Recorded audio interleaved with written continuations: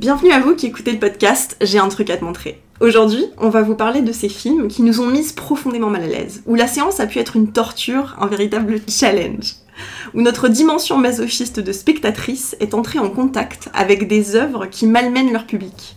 Nous allons aborder le cinéma choc, l'irreprésentable et le malaise, et parler de ces films qui donnent aux spectateurs l'envie de quitter la salle. Pour analyser tout ça, j'ai la chance d'être accompagnée d'une de mes meilleures potes, Léa. Salut. Comment ça va ? Un petit peu stressée. Franchement, ça va le faire. C'est la première expérience pour moi dans un podcast avec ce micro entre nous. Bon, un peu impressionnée, j'avoue. Ouais, c'est normal au début, ça fait ça. Donc ce soir, on va vous parler de plusieurs films. On va parler de Mother, de Darren Aronofsky. On va parler de La Zone d'intérêt, de Jonathan Glazer. Et enfin de Saltburn, de Emerald Fennell. Ok. Alors déjà, quand on parlait tout à l'heure, tu me disais c'est intéressant qu'on ait choisi ce thème pour enregistrer toutes les deux. Ouais, genre ces films qui nous ont traumatisés, ces films où vraiment on a eu une expérience très forte toutes les deux parce que quand on l'a vu ensemble, il s'est passé des trucs de fou. Et d'ailleurs on a hésité à rajouter d'autres films parce qu'en fait on avait plusieurs types de réactions. On avait, le choc, ou alors les films où on peut pas s'empêcher de se dire mais je comprends rien, enfin voilà. Ah ouais, et puis on reste devant le film, même si on se dit que peut-être il serait plus simple pour nous de s'arrêter ou de... Ouais. Mais non, c'est le masochisme dont tu parlais au début, quoi. Je crois que c'est quelque chose qui est très fort dans nos personnalités à chacune, et qui peut-être s'est retrouvé dans le choix du thème qu'on a aujourd'hui. En tout cas, faut resituer quand même qu'on se connaît depuis qu'on a... 17 ans pour moi, donc ça fait quoi ? Ça fait 14-15 ans qu'on se connaît, un truc comme ça, quoi. Ouais. Moi, il faut resituer aussi que j'étais la gamine dans la cour de récré au collège et au lycée qui fuyait les discussions sur tous les contenus cinématographiques ou de télé, parce que je regardais très peu la télé, j'y connaissais rien. Je me sentais trop naze, quoi. Ouais. Et quand je t'ai rencontrée, j'ai découvert tout un univers aussi... du cinéma, et à quel point en fait c'est un art qui me parle énormément parce que moi j'ai toujours aimé l'image à travers la photographie, donc l'image fixe d'abord, mais avec le cinéma ça m'a ouvert à des trucs de ouf, et donc je suis très reconnaissante de pouvoir discuter avec toi encore aujourd'hui de cinéma, quoi. C'est trop cool. T'es trop mignonne. Parce que j'ai un truc à te montrer, c'est un peu une phrase que j'ai entendue genre 300 fois dans mon existence. C'est vrai. Et à chaque fois, c'était 300 expériences tout aussi incroyables les unes que les autres. Donc voilà, c'était important pour moi de te dire ça. Wow. Tu pourras cuter parce qu'en vrai, c'est juste pour toi. C'est trop bien, arrête. Je suis hyper émue. Non, mais c'est vrai, sincèrement, je pense que sans la rencontre avec toi, je serais passée à côté de quelque chose dans l'expérience d'être un humain, en fait, sur la Terre. Tu vois. T'aurais peut-être une œuvre qui t'aurait sensibilisée. Ouais. Et où t'aurais fait waouh. Ouais, sûrement. Mais justement, pour en venir à la question que tu me posais, je crois qu'avec toi, il y a eu la possibilité aussi de faire des expériences un peu cheloues, un peu bizarres, un peu étranges, tu vois, dans le cinéma, de s'autoriser à aller chercher un peu des trucs où j'aurais jamais payé un billet au ciné pour aller voir ces films, quoi.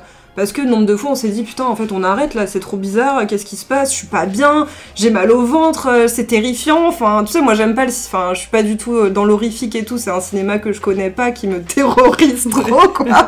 Et là j'ai pu faire des expériences un peu border, et qui sont un peu excitantes aussi, tu vois, il y a un peu j'ai trouvé un peu ce plaisir là dans les expériences qu'on a faites, mais oui, je pense que c'est pas pour rien si on a choisi ce thème-là, à parler ensemble, la question du trauma et de l'expérience un peu traumatique au cinéma. Ouais. Moi, ce que j'aime bien, c'est le côté curiosité. Aller au-delà de ses limites. Et pourquoi est-ce qu'on reste ? À chaque fois, t'as posé cette question 2 fois déjà, parce qu'on sait qu'il y a quelque chose de plus profond derrière. Ouais. À chaque fois, si on est resté, si on a continué, parce que ça nous est déjà aussi arrivé d'arrêter des films. Ensemble, si on a continué, c'est pas pour rien. Et quand on arrivait à la fin de la séance, on se disait ah ok, non mais très bien. Et on s'en reparlait des jours après. Souvent, c'est des films qui restent en nous. Enfin, vraiment. En tout cas, pour ceux dont on va parler là, je trouve que c'est des films qui finalement parlent de quelque chose, de l'essence de ce que c'est être un être humain. Et qu'en fait, c'est pas juste cuicui les petits oiseaux dans l'expérience humaine, il y a aussi du sale, du dégueulasse. Et que le cinéma, il peut aussi nous montrer ça. Et bon, voilà, on est psy toutes les deux, enfin, c'est aussi c'est aussi pour ça que ces films-là, je pense, nous parlent.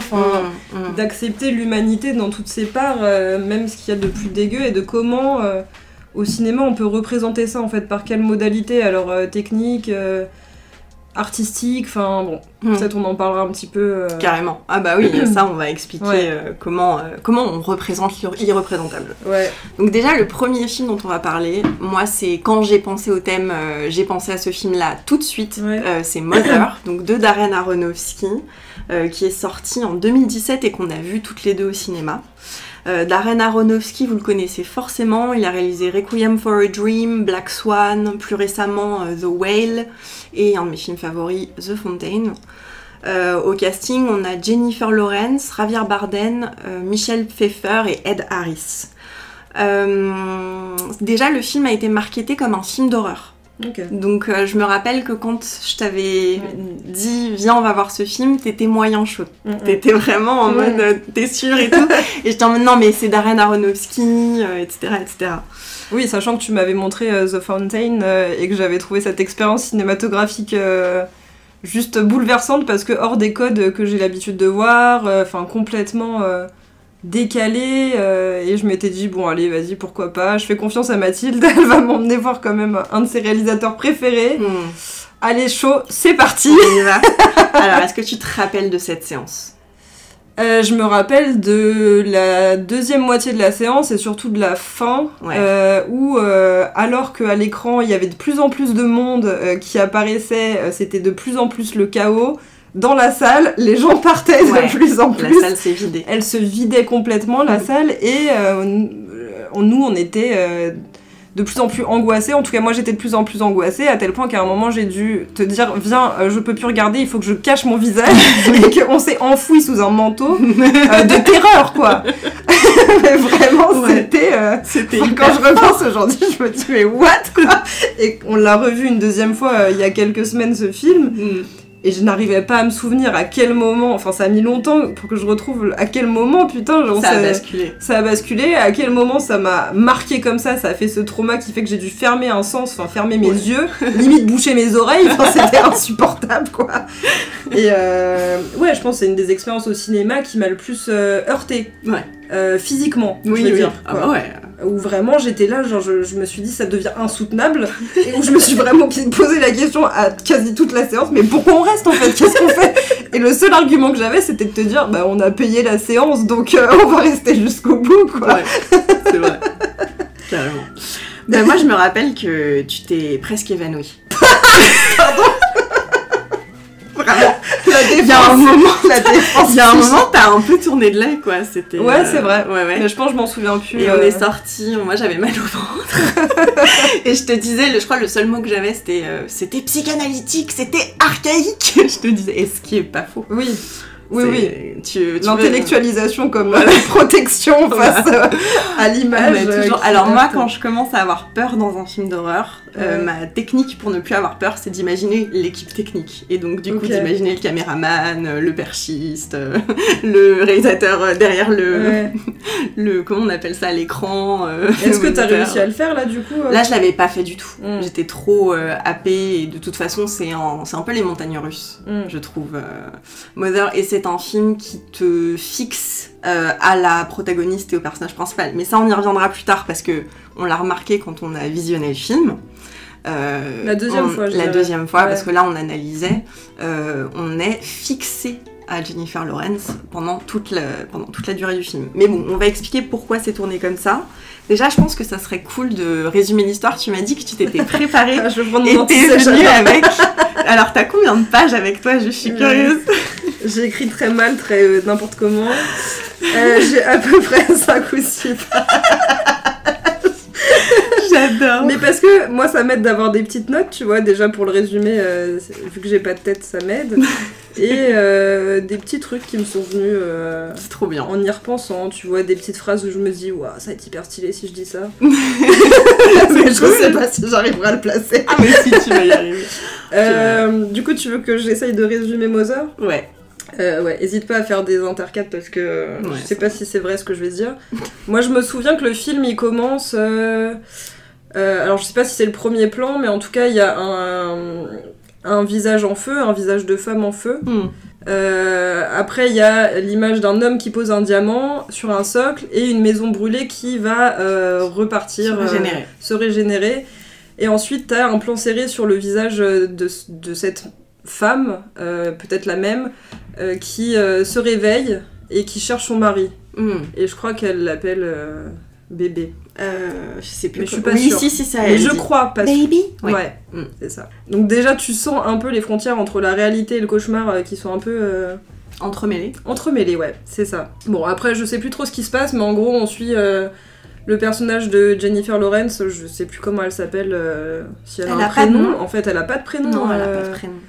Donc on suit cette femme dans un cadrage qui, la deuxième fois, je me suis rendu compte, était très serré sur elle, de dos, beaucoup au début, puis après tu vois son visage, où j'arrivais pas trop à sentir quelle émotion la traversait, mais en tout cas, elle est dans une maison, ils viennent d'emménager avec son mari, semble-t-il, elle a envie d'investir cette maison sur quelque chose de positif, d'agréable, de créer quelque chose d'un contenant rassurant pour eux ici. Lui, on le rencontre, il est à sa table, c'est un poète, il est en train d'écrire sa poésie et on sent qu'il est sur un investissement beaucoup plus personnel, de vouloir trouver dans ce lieu une ressource à sa poésie, une inspiration, que ce lieu lui apporte quelque chose de vraiment narcissique en fait, plutôt que dans leur construction à deux. Exactement. Elle pense nous, lui il pense je. Totalement. Donc voilà les premières images que j'ai de ce film. C'est ça.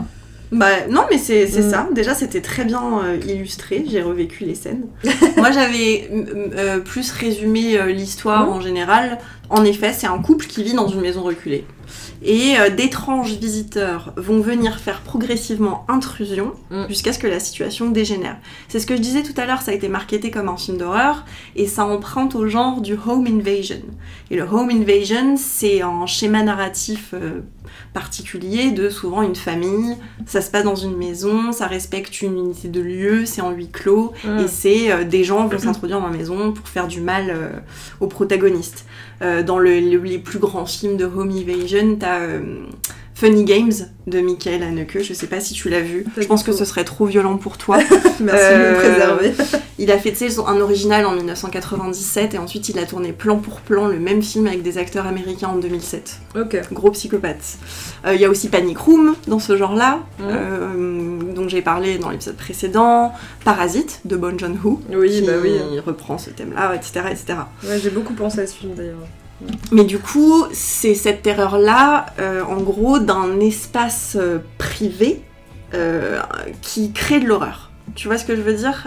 T'as quelques éléments gore, mais en soi, le film repose pas sur les mécanismes habituels du film d'horreur. Ok. D'ailleurs, c'est une horreur particulière. Ah oui, tout à fait. Dans Mother. C'est pas Evil Dead. Et en fait, qu'est-ce qui va créer l'horreur, selon toi, dans Mother ?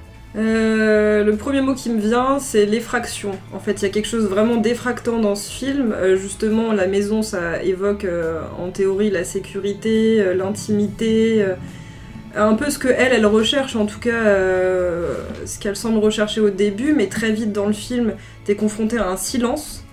Alors, on pourrait imaginer que ce silence, il est apaisant, que c'est un silence, on entend les petits oiseaux chanter derrière, mais en fait, non, ce silence, il te met tout de suite dans un truc où la seule chose que tu entends, c'est les respirations, les pulsations, les bruits des corps, en fait. Et ça crée quelque chose d'une anxiété, en tout cas pour moi, ça me met tout de suite dans un truc où je me dis putain, elle est où la merde en fait. C'est un espace mental particulier. Ouais. Et ça te calibre sur ça, où au cinéma quand même, t'as souvent, la musique est très présente en fait. C'est un habillage.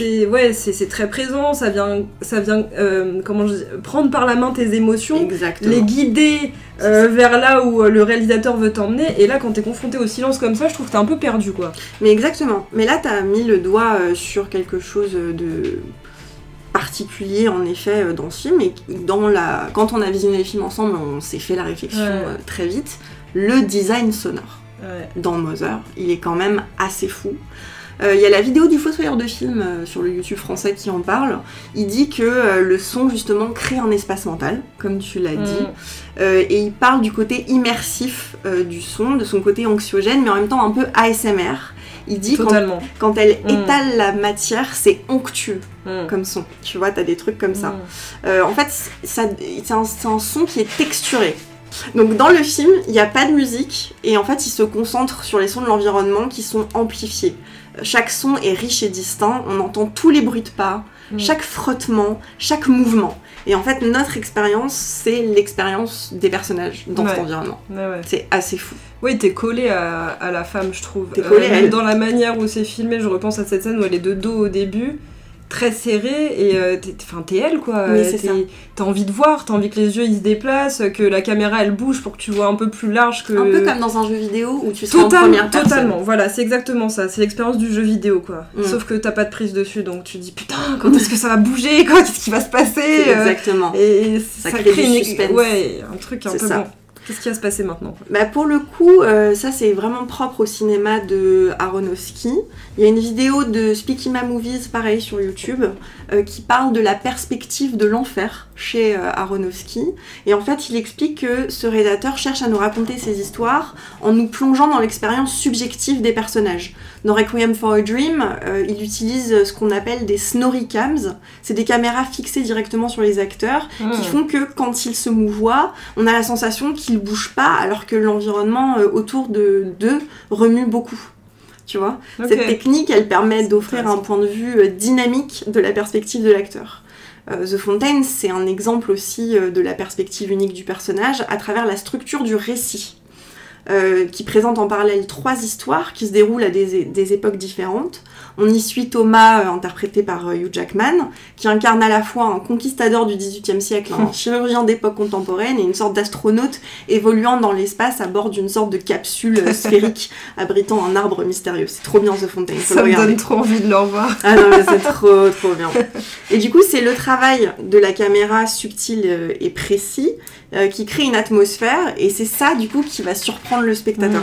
C'est des plans rapprochés qui sont ressentis comme instinctivement de manière claustrophobe. Et la caméra à l'épaule, elle suit la trajectoire des personnages à travers les pièces.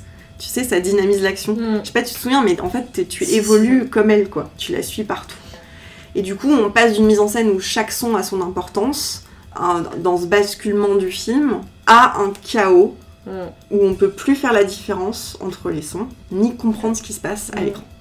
Et ça, c'est la deuxième partie du film, en fait. C'est quand la maison, peu à peu, se fait envahir. Oui, parce qu'au début, les premières intrusions, tu as un personnage, un homme, je crois, qui rentre dans la maison, qui a été invité, qui ensuite ramène sa femme, puis il y a les enfants. T'as une première scène de bagarre entre les 2 fils, et l'un des 2 qui meurt. Bon là ça commence à monter en tension, mais en fait après ça switch complètement et t'as une marée humaine qui va finir par pénétrer dans cette maison, et là effectivement l'ambiance sonore elle change complètement, ce qui te déstabilise complètement quand toi t'es derrière ton écran, enfin ça devient très bruyant, très sonore, il y a des bruits de choses qui se cassent, de coups, les gens crient, se bousculent, et l'image elle est hyper saturée aussi. Parce qu'au début c'était des plans, bon voilà, soit très serrés, soit... Mais il y a pas trop de monde, tu vois la maison qui vit aussi, enfin... Et là t'as de l'humain partout, ça déborde, ça dégueule, t'as l'impression que tu vas crever, qu'il va y avoir tout le monde qui va se déchiqueter, enfin c'est le bordel quoi, j'ai même plus les mots, c'est violent. C'est le chaos quoi.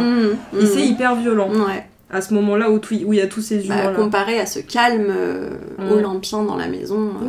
Calme, faux calme. Oui, ce calme froid en fait. Oui, et puis ce calme plein de non-dits entre les 2 personnages, très lourd.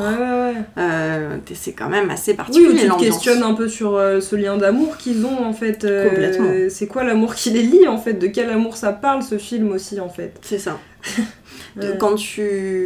Quand tu parlais du film au début, tu disais que la frontière entre le rêve et la réalité était fine dans ce film. C'est vrai que je trouve que le film utilise un peu une logique du rêve.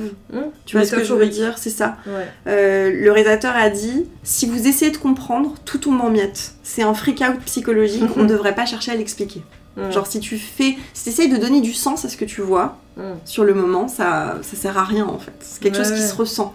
Comme les rêves. Et c'est pour ça, voilà, comme les rêves, c'est pour ça que quand on est sorti, on s'est dit « Ah, ce film est psychanalytique as fuck », parce qu'il faut accepter, et je pense que c'est ça qui fait aussi qu'il y a beaucoup de gens qui sont partis de la salle, il faut accepter d'être porté par ce processus inconscient, bordélique, chaotique, dégueulasse, voilà, on peut mettre plein d'autres adjectifs, et de se dire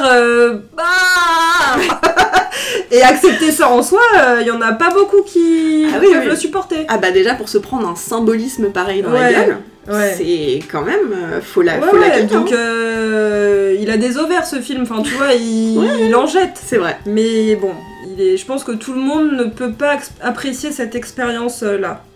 Parce qu'il faut un masochisme, encore une fois, qui est bien opérant. Et c'est vrai qu'il y a eu plein de théories sur ce film, mais en fait, il parle de quoi? Est-ce que il y a une dimension religieuse? Parce qu'effectivement, il y a plein de symbolismes religieux qu'on peut voir. Est-ce que c'est une métaphore écologique de ces humains qui arrivent pour détruire la planète Terre, qui est incarnée par cette maison et ce personnage féminin? Enfin, c'est vrai que c'est chouette toutes ces théories-là, mais en fait, je trouve, moi aussi, en relisant et en repensant à ce film-là, je me disais, ah oui, mais en fait, on perd un peu... le processus du film en tant que tel en voulant intellectualiser comme ça. Ouais, c'est vrai. Ça fait du bien et en même temps on perd un peu la dimension première de ce film, la visée artistique peut-être. Je sais pas, parce que pour moi ça fait tellement partie du processus d'analyse d'un film que de chercher à l'interpréter. Ouais. Et pour moi c'est la base du cinéma. Et du coup, c'est quoi pour toi l'interprétation de ce film-là? Moi, je me suis rapidement basée sur l'interprétation de Darren Aronofsky, qui en fait, il venait de faire Noé en 2014, qui est quand même un film qui parle de la Bible. Et en fait, il a commencé à travailler sur un scénario de film pour enfants.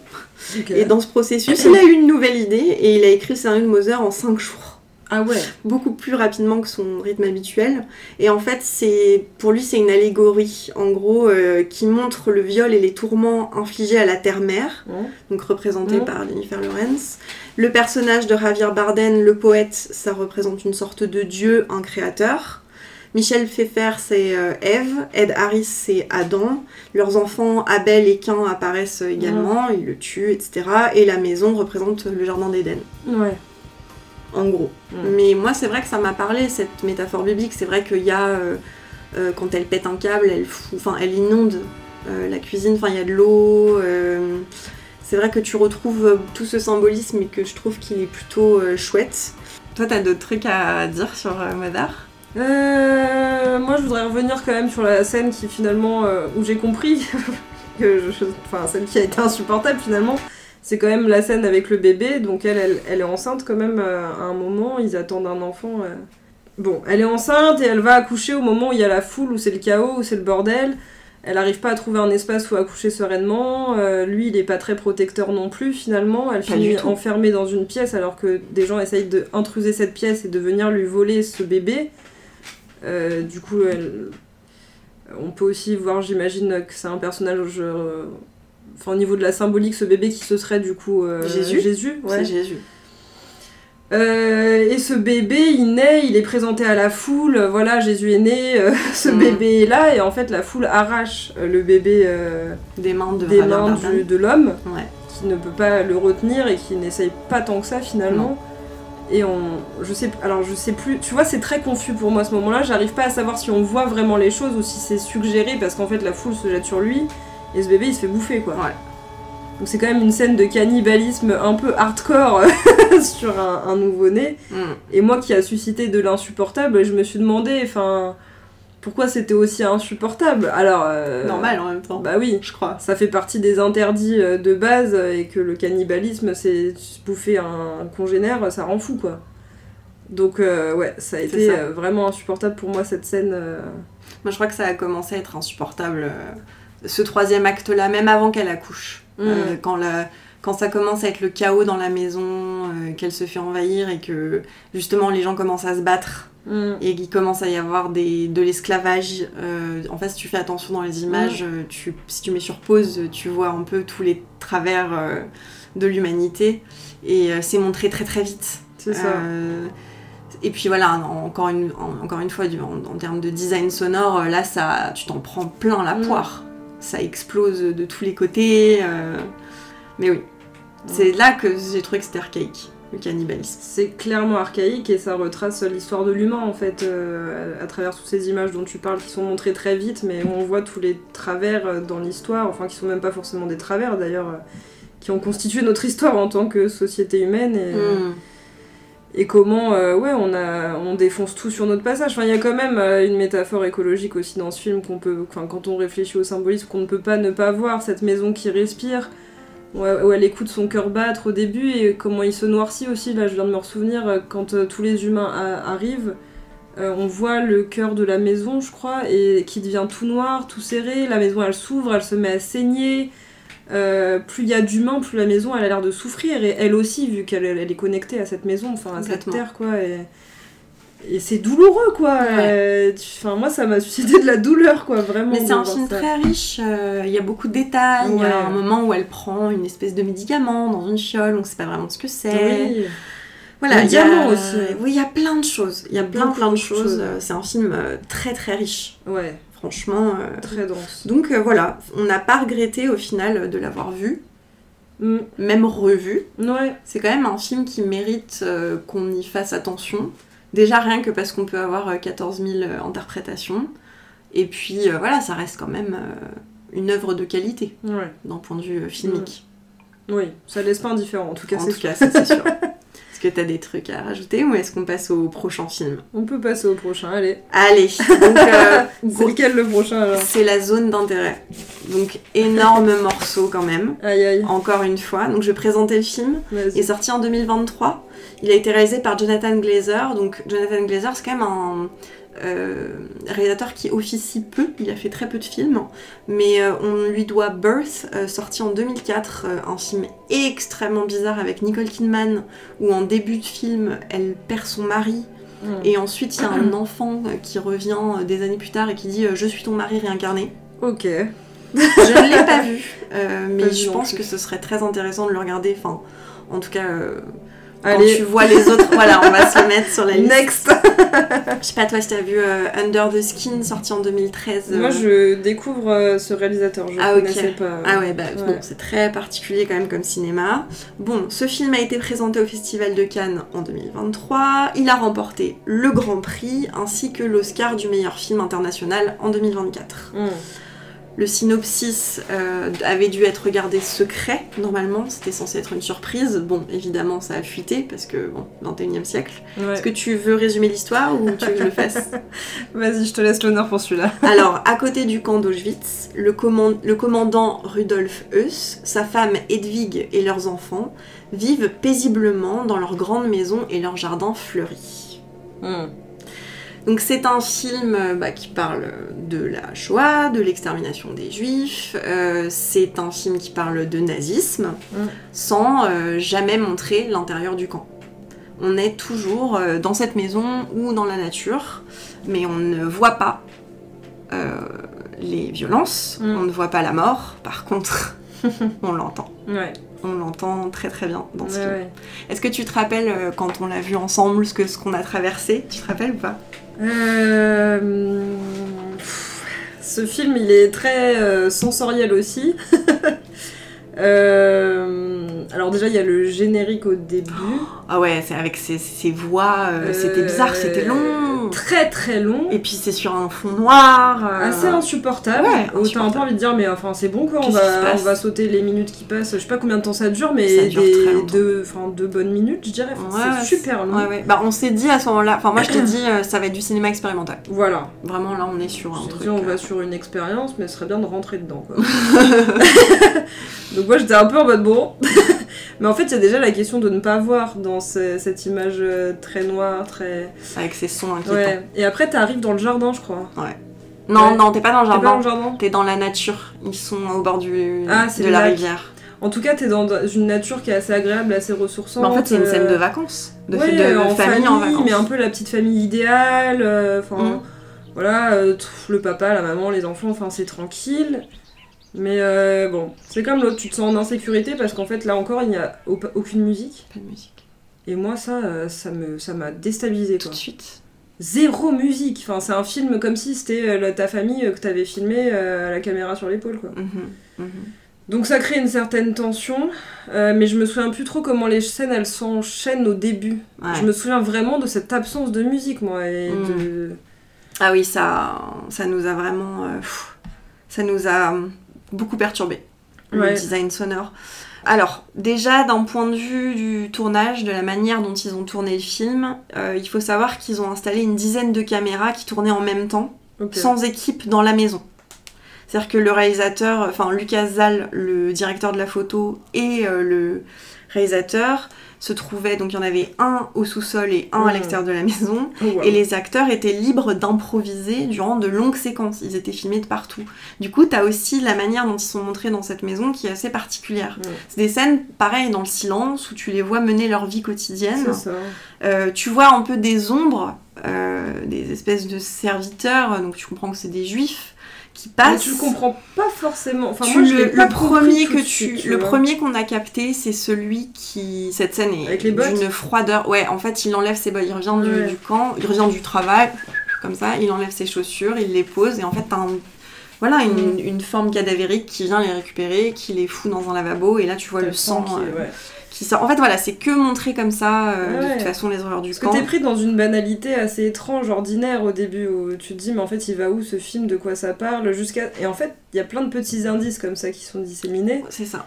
Mais que tu peux ne pas voir aussi. Et qui sont... En fait, il faut faire attention au contexte des dialogues. C'est ça. Entre la femme Hedwig, du coup, qui est jouée par Sandra Hüller, qu'on a vu dans Anatomie d'une chute, vraiment actrice extraordinaire. Tu vois comment elle parle à ses servantes. En fait, elle essaye des manteaux de fourrure. Il y a cette scène, elle essaye du rouge à lèvres. Et en fait, on comprend plus tard que c'est des trucs qu'elle a récupérés sur les juifs, quoi. Enfin, qu'ils ont confisqués. Le but du réalisateur, c'était vraiment de garder les horreurs du camp hors champ. On voit rien, on entend tout. Et en fait, il s'est référé à l'autre film lorsqu'il décrivait le son. C'est vraiment un film en parallèle. Et du coup, Johnny Byrne, le designer sonore du film, a réuni de nombreux documents lui permettant de créer l'ambiance. Il a fait attention à la manière dont le camp était construit, donc l'architecture, tu vois, pour que ça résonne, etc., un peu pareil que tel que ça a été, ainsi que la distance et pour que les échos puissent correspondre à la réalité matérielle du camp. C'est assez pervers, quoi.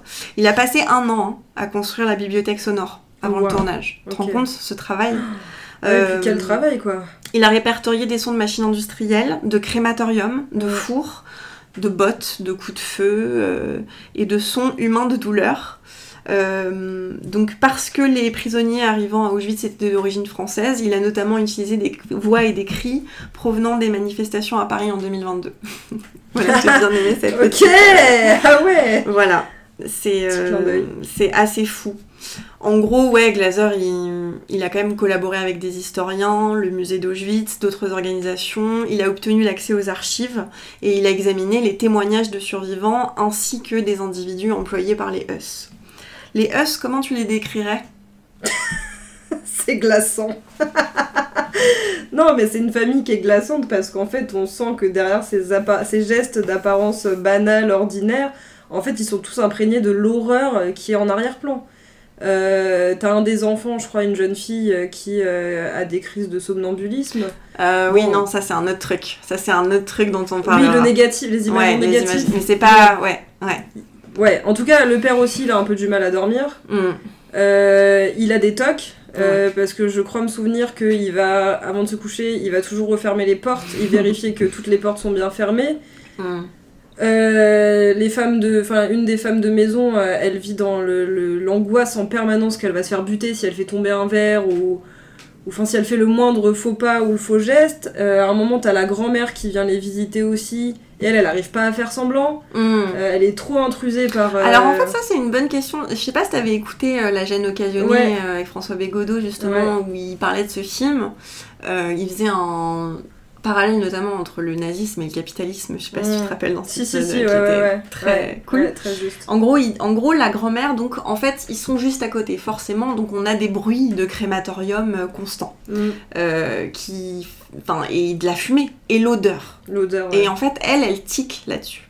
Elle tique sur l'odeur, elle dit quand même c'est assez particulier, et en gros elle s'intéresse un peu, elle dit mes voisins étaient juifs, je me demande s'ils sont dans les registres, s'ils ont été exterminés aussi. Enfin, il faut savoir que dans ce film, la manière dont il parle des juifs, alors la manière dont Huss en parle avec les ingénieurs, il en parle d'une manière totalement déshumanisée. C'est des cargos, quoi, à exterminer. Enfin, il n'y a pas d'humain. C'est pas des gens. Non. Je crois qu'on l'a vu en sous-titré anglais et il disait loads. C'est des charges, quoi. Voilà, il gère une usine. Il gère une usine, voilà, c'est ça. Et t'as l'impression que c'est pas des humains qui sont en train d'être traités là-dedans. Tu vois le gamin qui symbolise justement l'horreur qu'il est en train de traverser dans ses jeux.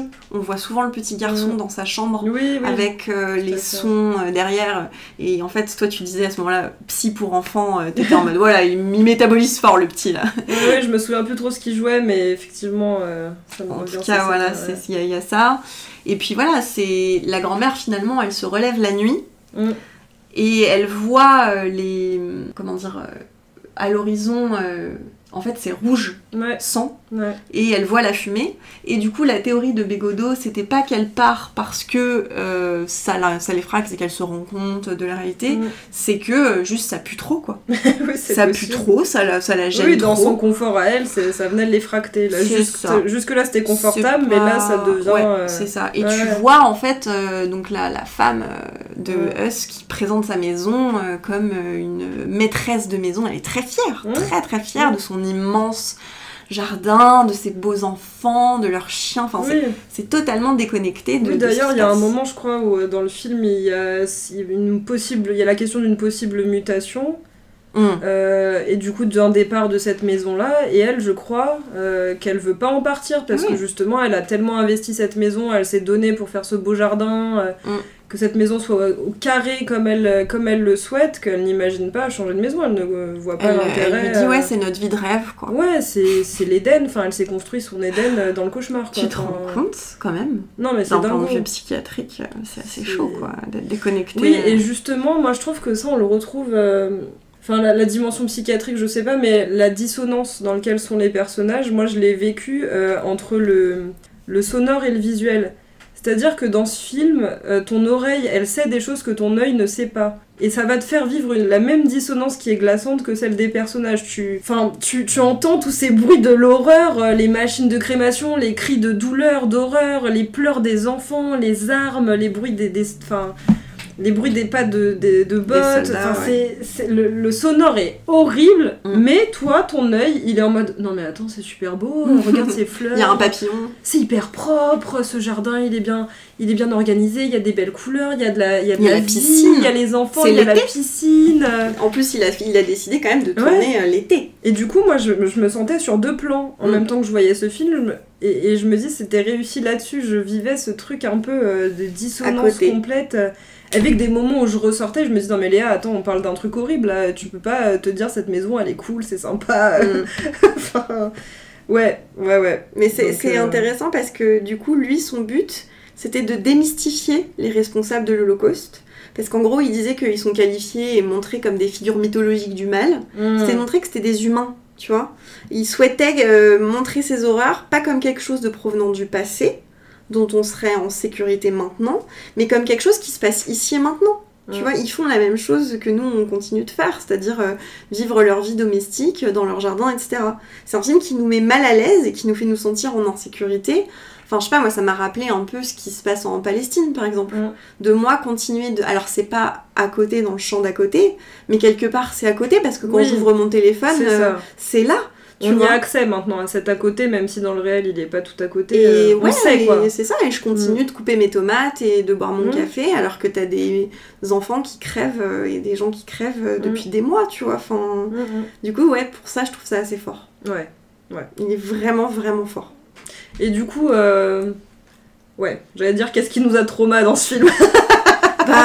L'entièreté de l'histoire. Moi, ce qui m'a plus trauma, c'est que du coup, je suis entrée dans ce film en sachant de quoi ça allait parler. Et j'avais cette curiosité malsaine de vouloir voir. Et ouais. Sachant qu'il y a un consensus dans le monde du cinéma de montrer les camps, c'est archi tabou. Dans le cinéma, c'est vraiment quelque part un interdit, quoi. Enfin, il y a une convention de parler de la Shoah et de l'Holocauste, enfin voilà, d'une manière pudique. Et du coup, là, moi, j'étais justement dans ces images idylliques, et j'étais un peu en mode, mais il arrive quand ce que moi j'ai envie de voir, c'est-à-dire j'avais envie quelque part de ces pulsions malsaines de glauque, tu vois. Parce qu'en même temps, j'étais dans des conditions, j'étais préparée pour encaisser des trucs à voir. Et le fait que j'ai pas à devoir encaisser, quelque part, ça générait presque une forme de frustration. Et donc je m'en rendais compte et je me jugeais immédiatement en me disant putain c'est tellement malsain comme pulsion scopique. Enfin, pulsion scopique du coup c'est en termes psychanalytiques, mais comme voyeurisme. Oui, envie de voir. C'est quand même assez. Envie de voir des corps, envie de voir de la souffrance, de la torture. C'est ça. Et en même temps, cette pulsion, on l'a. Sinon, des films comme Hostel ou Saw n'existeraient pas. Mais sauf que c'est des trucs fictionnels. C'est ça. Là, on se base sur du réel. C'est sur ça. Une réalité. T'as vraiment des millions de personnes qui se sont faites exterminer. Donc, c'est horrible. Ouais, on retrouve, je trouve, avec le lien avec Mother, la question que... Enfin, moi, je trouve le point commun entre ces deux films, il y a la dimension du sonore, du sensoriel dans ces deux films, et de comment ils viennent nous montrer des choses de ce qu'on est, en fait. Ouais. En termes de groupe humain, mais individuellement, à l'intérieur de soi, tout ça, ça fait partie de nous. Et qu'est-ce que tu vois pas, c'est aussi de quoi tu prends conscience, de quoi tu n'as pas conscience de toi-même. Ouais, un peu, ouais. Quelles parts de toi sont enfouies. Encore une fois, c'est psychanalytique, mais moi, ça me fait penser au ça. Bah oui, mais c'est deux films qui pour moi sont très psychanalytiques. Ouais. On est insupportable. Ah ouais, on est insupportable. Je pense que personne va supporter ce podcast. Épisode spécial psychanalyse. Ouais, en plus, bon, bref. Mais du coup, pour reprendre un peu sur ce que tu disais, les séquences en infrarouge. Ouais, je voulais revenir sur ça. Alors, quand on a vu ça, on était perdu. Moi, je comprenais rien. On comprenait rien. Du coup, évidemment, c'est fait pour qu'on comprenne pas comment ça arrive. Le père est en train de raconter une histoire à son fils pour l'endormir. Et on a, avec cette voix off de l'histoire, donc des images en infrarouge, donc trop bizarres à l'image. Ouais, ça vient casser quelque chose dans le rythme du film, c'est le seul moment où il y a de la musique, c'est des chants très inquiétants. Et en fait, c'est une gamine qu'on voit prendre son vélo et elle amène en fait des pommes et elle les enterre quelque part. Donc toi, elle les dépose, non ? Elle les dépose. Et toi, t'étais en mode, je sais plus ce que t'as dit. T'as dit oui, elle remet de la vie là où il y a de la mort, un truc comme ça. Ouais, parce qu'on cherchait à comprendre ce qu'on voyait à l'écran. Et en fait, on a compris au fur et à mesure, parce que justement, on entend des prisonniers se faire exécuter parce qu'ils se disputaient pour une pomme, qu'en fait, c'est la même pomme que cette gamine, elle a mise dans le camp. Donc en fait, c'est une personne qui a existé. Et elle est inspirée par, alors désolée pour comment je vais prononcer, mais j'ai pas, Alexandra Bistron Kolodziejczyk, voilà, je pense, vous ferez des recherches, qui à 12 ans a rejoint la résistance polonaise. 12 ans. Moi, je joue encore au Barbie à 12 ans. Je sais pas. Elle allait en vélo jusqu'au camp pour laisser des pommes aux prisonniers. Comme dans le film, elle a découvert une partition de musique écrite par un prisonnier, Joseph Wolf. Donc moi, je me souvenais pas de ça, par exemple, qu'elle trouvait une partition. Qui a survécu au camp et fut l'une des premières personnes à documenter les atrocités de l'Holocauste. Glazer a rendu hommage à Alexandra lors de son speech d'acceptance de l'Oscar et elle est décédée peu de temps après l'avoir rencontrée. Mais ça a été une grande résistante. Donc c'était une manière de lui rendre hommage plus qu'un personnage du film qui aurait des crises de somnambuliste. Oui, mais nous en tout cas on a voulu la rattacher au film et en fait c'est assez intéressant cette intrusion du réel, autre intrusion du réel sur les dernières séquences du film. Eus a été en effet muté à un autre endroit. Finalement, il le rappelle à Auschwitz parce que c'est le meilleur ingénieur, quoi. Et il a appris ça et ils lui disent on va appeler le réacteur Eus, quoi. Enfin, le four crématoire, machin Eus. Et en fait, on le voit descendre les escaliers tout seul. Et il a envie de vomir, il tousse, tu sais. Et on voit pas ce qu'il crache. Ensuite, il redescend les escaliers, puis il revomit quelque chose. Alors, interprétation là-dessus, on sait pas trop. C'est vrai qu'on a l'idée un peu de, à force de respirer tout ça, est-ce qu'il est pas en train de développer une forme de cancer, enfin, on sait pas trop, tu vois. Il y a ce truc de le remontrer comme un humain qui est malade. Ça fait penser aussi à cette scène où il est en train de se baigner avec son fils dans la rivière et il y a les cendres qui arrivent. Tu te dis, en fait, ils étaient tout le temps... en contact avec les cendres. Voilà, donc finalement, tant pis pour eux. Et là, on voit Auschwitz, donc le musée, Donc les vitrines avec toutes les chaussures, toutes les images qu'on a vues si on y allait ou si on connaît le musée. Et on voit les femmes de ménage qui nettoient les vitres et qui nettoient le musée. Et c'est très troublant. Trop bizarre. C'est très troublant cette arrivée dans le réel. Et encore une fois, rappel au présent. Ouais. Et rappel à ce à quoi on s'habitue. Ces femmes, elles rentrent pas elles ont leurs écouteurs, elles sont dans leurs tâches mécaniques de faire leur travail, et ça crée un truc où ça déshumanise. Toi, tu viens de vivre 1h30, ou je sais pas combien de temps il dure ce film, mais où c'est pesant, où il y a un hommage aussi à toutes ces personnes, et là, t'es à nouveau dissocié, quoi. Tu revis mais comme quand tu vas visiter, moi j'ai déjà visité des musées comme ça sur cette histoire, et où tu vas visiter les chambres à gaz, tous ces trucs-là, et les gens prennent des photos. Mais ça, c'est pas possible, hein, t'as pas le droit de faire ça. Mais en tout cas, il y en a qui le font, quoi. Waouh. Et je me dis, mais comment, qu'est-ce que ça veut dire? C'est quoi? Tu vas faire un selfie à un endroit où... Et ça crée un truc, moi ça me fait disjoncter, quoi. C'est comme moi il y avait cette scène, elle m'avait trop choquée dans The Fault in Our Stars, Nos étoiles contraires, là, ce navet innommable avec Shailene Woodley et Ansel Elgort. Donc c'est l'histoire d'une gamine malade d'une leucémie qui a une histoire amoureuse avec un gamin, bref, on s'en fout. Et en fait, leur premier baiser se passe dans la maison d'Anne Frank. Ouais. Était un peu en mode... Et tu sais, c'est censé être hyper romantique et hyper waouh, trop bien, parce qu'en fait, elle arrive à monter et descendre les escaliers malgré sa maladie des poumons, je sais pas, et j'étais en mode, mais c'est chaud pour Anne Frank, genre vraiment ils ont fait ça, les Américains? Ouais, c'est chaud. Ça me choque. Et c'est passé crème, personne n'en a parlé. Ok. Tu vois, j'en ai entendu parler de ce film et je savais même pas qu'il y avait cette scène. Mais moi, ça m'a... déjà, le film est nul à chier, mais là, j'étais en mode... vous vous foutez de la gueule de qui? Bref. Moi, ça me choque. Oui, bah oui. Ok, est-ce qu'on a... C'était un sujet lourd, hein. C'est intense. Ça nous a appesantis. Ouais, puis t'as l'impression de... Je sais pas, moi, j'ai un peu l'impression de parler sans vraiment aller dans la profondeur de sujet. C'est complexe comme sujet. Bien sûr. Et ouais. Comment tu fais pour parler de ça? Bah ouais. Et justement, je trouve que c'est la question que pose ce film aussi. Parce que tu parlais au cinéma que c'était un tabou de raconter ces histoires-là. Moi, je me disais souvent... C'est une question que je me pose souvent aussi de... Ouais, on fait de l'argent sur des trucs... C'est chaud de faire de l'argent sur ça, quoi. Ouais, et en même temps, il y a un devoir de représentation. De mémoire. De transmission. Et qui demande une délicatesse au cinéma. Je pense que c'est pour ça qu'il a passé autant de temps avec des historiens. Et c'est pour ça qu'il a passé autant de temps, tu vois, le designer sonore, à avoir le son aussi. Je pense qu'il y a un respect induit par ce thème qui fait que t'es obligé d'être précis dans ce que tu vas faire. C'est pas n'importe quoi, tu fais pas un blockbuster, quoi. Non. Mais je pense que ça fait partie des films qui m'ont le plus marqué sur cette histoire, quoi.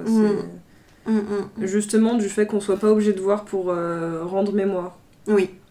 On n'est pas obligé de montrer. Ouais. Pour glacer aussi. Ouais, pour revivre toute la palette d'émotions. J'ai du mal à réfléchir, je pense que ce film, il suscite ça aussi. Tu veux passer au film suivant? Allez. Saltburn, sorti en 2023. Ce film, je ne sais pas s'il fait vraiment partie du thème pour moi. Ah ouais? Pourquoi? Ouais. On va voir, mais je sais pas si je considère que c'est un film qui m'a trauma. Ok. Donc déjà, on l'a pas vu ensemble. Non, aussi. C'est le seul des trois. Donc écrit, produit et réalisé par Emerald Fennell, à qui on doit évidemment le chef-d'œuvre Promising Young Woman.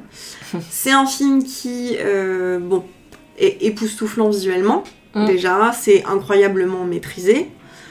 C'est un thriller dramatique avec Barry Keoghan, Jacob Elordi et Rosamund Pike. Est-ce que tu te rappelles de l'histoire? Alors ça se passe en Angleterre, t'as un élève boursier qui arrive à Oxford, je crois. Tu sens qu'il est pas très à l'aise dans sa personne. Il a pas trop de thunes, il est un peu perdu et il arrive un peu dans l'élite sociale, quoi. Et ça a des abords un peu teenage movie, je trouve, au début. Complètement. En gros, comment il va se faire une place dans ce milieu-là. Il a un copain, je crois, un autre mec un peu paumé, non? Non, c'est un mec complètement autiste qui est hyper inadapté. Ouais, c'est ça, un autre qui a pas trop sa place ici. Et très vite, on le voit se lier d'amitié, enfin je sais pas si c'est très vite, mais en tout cas on le voit se lier d'amitié avec le mec populaire, beau gosse, la star de Oxford, quoi.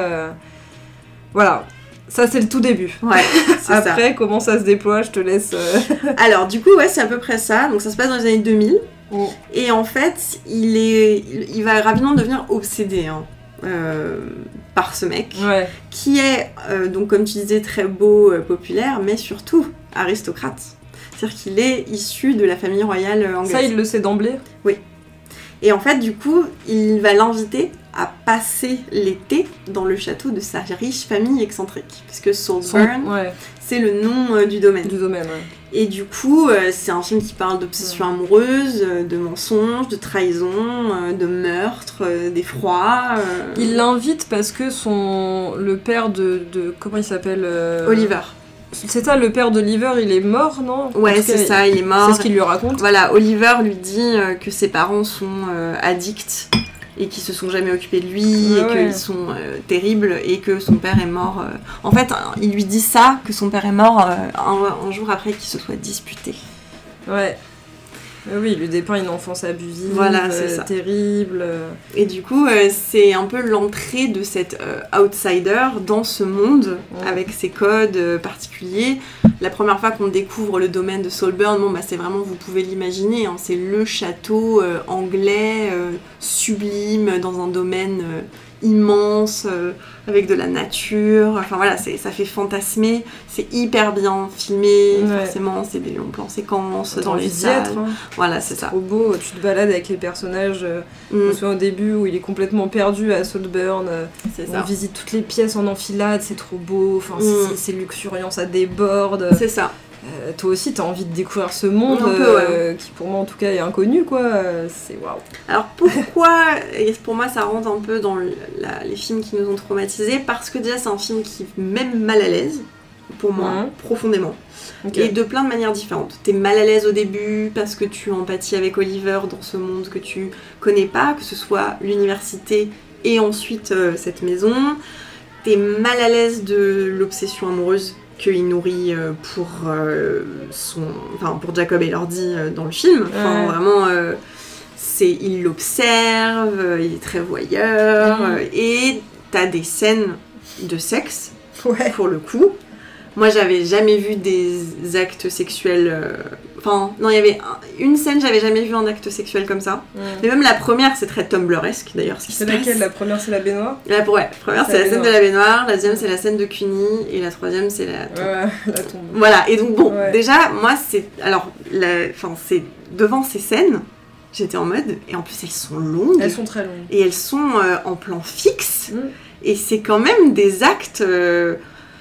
t'as l'incidence des fluides, c'est pas pervers ou quoi, mais c'est un peu perturbant. Ouais, je pense que je me suis un peu dissociée. Mais tu vois, c'est pour ça que je dis que ça t'a traumatisé. Oui, mais je pense pas à la même hauteur que les deux autres films d'avant. Et peut-être justement parce que les deux autres films, Mother et La Zone d'intérêt, ils parlent de l'humanité, une question d'humanité. Là, on parle de la question de la psychopathologique d'un personnage. Oui, c'est vrai. Et du coup, c'est pas la même ampleur. C'est peut-être pour ça que j'ai du mal à le relier aux autres. Mais oui, il y a quelque chose de trop... Enfin, ces scènes, elles sont bizarres, elles sont dérangeantes, elles sont lourdes, elles sont longues. Et en plus, t'as toujours l'intrication, je trouve, entre pulsion de vie, pulsion de mort. Enfin, un truc... on est toujours à la frontière d'un truc hyper morbide. Enfin, même sans parler que de la scène de la tombe, mais même dans les autres. Il y a quelque chose de la destruction de l'autre dans ces scènes qui va avec l'obsession, je pense, et qui te met hyper mal, qui te dérange, c'est pas très... C'est un film qui va emprunter un peu au code, mais sans jamais que ce soit totalement dit, du vampirisme. Ah ouais, la scène de Cuny, je trouve, vraiment, il y a quelque chose de vampire là-dedans. Alors, comment ils ont fait pour montrer le vampirisme ? En gros, quand elle s'est posée avec le directeur de la photo, donc c'est un Suédois Et il s'appelle Linus Sandgren et il a travaillé sur Babylone de Damien Chazelle, tu sauras. Donc le directeur de la photo de Salburn, c'est pour ça que Salburn est aussi beau, je pense. En fait, elle l'a décrit, elle, à lui, en disant « It's a vampire movie without vampires ». C'est un film de vampires sans vampires. Et du coup, il s'est inspiré de Nosferatu et du cinéma impressionniste allemand, notamment en empruntant d'importants contrastes dans la lumière et les silhouettes. En fait, c'est le même format d'image, c'est du 4/3, donc ça a été tourné sur pellicule, qui date des années 1920. Donc du cinéma impressionniste allemand. Et il s'est inspiré des peintures baroques de Caravage, en reprenant l'idée de montrer des thèmes grotesques que l'on ne veut pas voir, de manière tellement belle que ça en devient esthétiquement plaisant. Ça, je trouve ça stylé. En fait, c'est un film qui parle de la beauté dans la monstruosité. Et le décor, c'est un château centenaire où on y représente des personnages, tu sais, comme dans des tableaux de leurs ancêtres que l'on voit au mur, quoi. Tu vois, Enfin, moi, je trouve ça assez fou. C'est vrai que visuellement, il contraste avec le contenu. Il est vraiment super beau, il y a vraiment de l'esthétique, les personnages ont un sacré charisme. Enfin, et ça contraste avec le propos, en fait. C'est ça. En fait, c'est... Comment dire, c'est un peu pareil que... Enfin, pas pareil. C'est pas pareil que la zone d'intérêt, parce que c'est pas comparable. Mais c'est le beau et le monstrueux. Le clair et l'obscur. Notamment ces scènes... alors, c'est évidemment des scènes d'été entre adolescents. Donc bon, c'est quand même des acteurs adultes qui les jouent au corps très très sculpté. Ah oui. Mais c'est des scènes très clipesques. Ils sont allongés dans les champs, ils sont nus.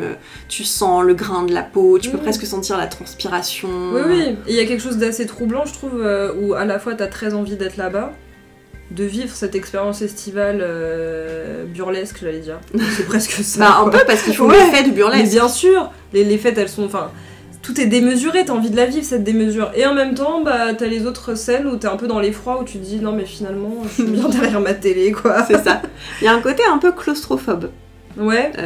Ça se passe dans cette maison, c'est assez, tu vois, un peu je l'ai pas trop ressenti, ça, c'est marrant. Parce que en même temps, tu vois l'extérieur, mais au bout d'un moment, je trouve que, en fait, comme l'action du film se fait en grande partie à Saltburn, moi, en fait, je commence à étouffer. Moi, ce qui me faisait étouffer, c'était la dimension un peu d'emprise qui était en train de se tisser entre les personnages et En fait, j'ai eu l'impression très vite de comprendre où il voulait en venir, le personnage, mais je me le conscientisais pas en le regardant, tu vois. Mais très vite, je me suis dit, ah ouais, il va vouloir détruire chacun l'un après l'autre pour arriver à ses fins et devenir le calife à la place du calife. Enfin, de prendre possession de cet endroit et de ses autres, et en particulier du personnage de Félix.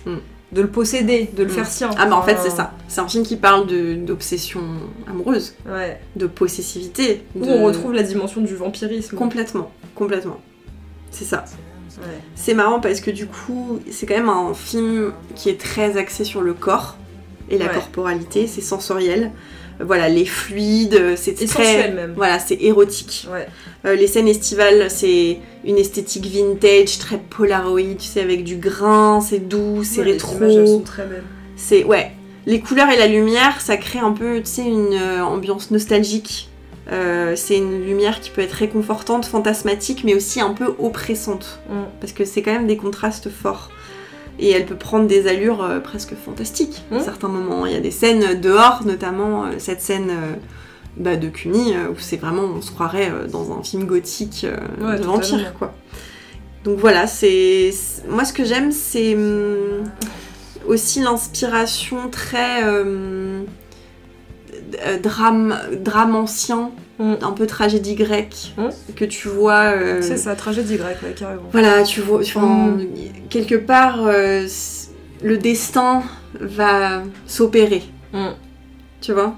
Et Oliver, ce gamin qui paye pas de mine, qui va être vite comparé à une araignée, devient lui aussi terrifiant, alors que t'étais en empathie avec lui au personnage. Ah mais totalement, au début. Mais moi je me souviens très bien, au début j'avais vachement de bienveillance, il me touchait beaucoup...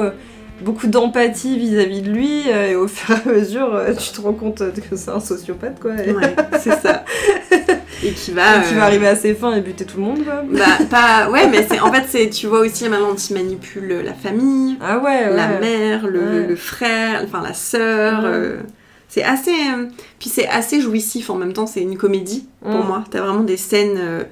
où l'humour noir, comme dans Promising Young Woman. Pour moi, c'est vraiment... Emerald Fennell, elle fait des films humour noir incroyables. Enfin... Et la scène finale, où il danse... J'adore. Nu, dans cette maison, sur Sophie Spector, Murder on the Dance Floor. Et là, c'est toute sa folie. Ah ouais, mais c'est bon. Ah ouais. Toi, t'es avec lui, quoi. Enfin, c'est trop bon, ce moment-là. Dans sa jouissance. Ah ouais, la jouissance. Et pourtant, il est seul. Bah ouais, mais... Complètement seul. Ouais, mais ouais, c'est ça. Et c'est là où tu vois la dimension folle.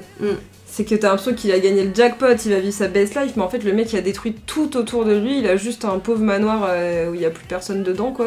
Et même pas un calbut, quoi. C'est ça, c'est vrai. Mais t'es pris dans son euphorie. Un peu. Ouais. Tu vois, quand il arrivait à ses fins, il y avait un moment c'était assez malsain pour moi, où je me disais, ah ouais, putain, il a réussi, c'est trop bien. Ouais, ah ouais. Ah ouais, moi, ça m'a pas fait ça. Ah si, moi, il y a des moments où je me disais, waouh, je suis un peu une sociopathe en plus. Ok. Bah, tu vois, comme moi avec la zone d'intérêt. Mais oui, mais parce que ça vient chercher des choses qui sont en toi, encore une fois, tu vois, et c'est ok, parce que tu vis dans le cinéma, ça va. Oui, c'est vrai. T'es pas en train de... C'est pas trop grave. Oui, t'es pas en train de toi-même tuer des gens, quoi. Ouais.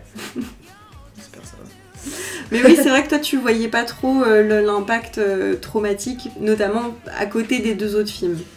Ouais, mais parce que je pense que c'est pas pour rien que j'ai dit burlesque et dissocié, parce que ce film, je l'ai vu avec beaucoup de recul et sur quelque chose... d'une certaine forme de légèreté où j'étais très prise par l'image, par la beauté de l'image, par la dimension comédie aussi. Ouais. Où ce film il me faisait beaucoup rire et ces scènes-là en fait me faisaient rire. Il y a celle du bain qui est bizarrement celle qui m'a le plus gênée, mais parce que c'est très très sensoriel et très autour les fluides. Ah mais moi elle m'a fait rire, elle m'a fait rire cette scène. Moi elle m'a pas fait rire. Non mais elle m'a fait rire 5 secondes ouais. Au début parce que j'étais en mode oh putain Tumblr doit adorer et ensuite ça dure quand même longtemps et je rigole plus là. Ah ça m'a donné envie de vomir cette scène. Mais moi c'est la deuxième qui m'a donné la joie. Ah que moi pas du tout. Celle-là elle m'a laissé mes deux marques. Et la troisième elle est dure. Elle est vraiment dure. Elle je rigolais aux éclats. Ah ouais. Mais je pense que j'étais dissociée. Je t'imagine trop comme une... Non mais je rigolais, ouais vraiment je rigolais, je me dis mais ça n'a aucun sens. Et puis elle est longue encore une fois. Ouais elle est longue. Mais elle s'en est beaucoup pris, des critiques Emerald Fennell. Oui bah je comprends, c'est un peu... Enfin il y a de l'insupportable malgré tout. Mais le rire il vient protéger aussi. Moi je pense qu'elle veut provoquer. Un peu. Mais bien sûr, mais c'est réussi en ça. Ça la fait kiffer. Ouais. Tu vois. Mais je comprends. Mais moi c'est le genre de film que je pourrais produire je crois, enfin pas sur ces modalités là mais... Ouais. Un truc provoque quoi, enfin c'est ouais, et la jouissance elle est là aussi, tu te dis ah ouais, vas-y continue, provoque-nous, va plus loin, ouais. Ah moi j'aime bien ça aussi. Ouais mais je pense qu'il y a trop un grand écart avec peut-être les thématiques, en tout cas avec la zone d'intérêt, les thématiques c'est en grand écart donc j'ai du mal à le relier aux deux autres. C'est vrai. Bah surtout qu'il y avait aussi le design sonore, voilà, qui reliait la zone d'intérêt et Mother. Après moi j'avais pensé à mettre The Handmaiden en troisième position, donc de Park Chan-wook, parce que c'est pour le coup un film aussi qui nous a beaucoup perturbé, mais il n'y avait pas cette dimension, ça nous a traumatisé. Non. Tu vois ? C'était juste étrange. Ouais. Mais là, ça nous a permis de finir en douceur, après avoir parlé de la zone d'intérêt et de Mother, parce que je pense que ça aurait été un peu dur de terminer sur le nazisme. À la place, on parle de gens extra horny dans des beaux endroits qui ont envie de se lécher les fluides. Voilà. Et bah écoutez, j'espère que ça vous a plu. J'espère que toi, ça t'a plu. C'est une drôle d'expérience. Ce retour, j'espère que t'as kiffé. Ouais, franchement, on se prend au jeu. C'est pas facile pour moi de m'exprimer comme ça. Eh ben, on dirait pas du tout. Ah ouais ? Franchement, tu as été une invitée de haute qualité et tu es passionnante à écouter, sache-le. Okay. Eh bien, écoutez, merci à vous de nous avoir supportés. Ouais, bon courage à écouter, franchement. Et on se retrouve pour de nouvelles aventures. À bientôt. Salut.